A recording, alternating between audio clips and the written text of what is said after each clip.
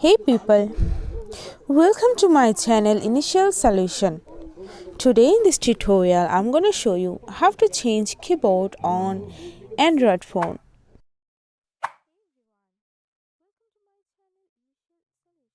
So go for any kind of text messages. So yeah, if I go for in this text, then I can change my keyboard from here. You can see, or otherwise you can see there is a icon here.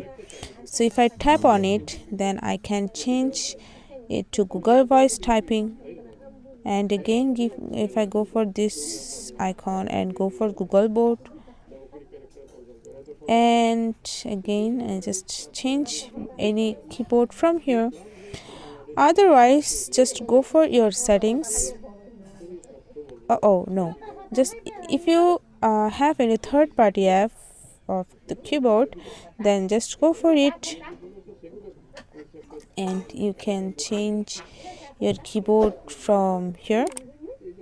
So yeah, that's the process. This is how you can change keyboard on Android. Hope this video helped you. If it did, then please like, comment and share. Subscribe to our channel and don't forget to hit the bell icon for more videos like this. Thank you.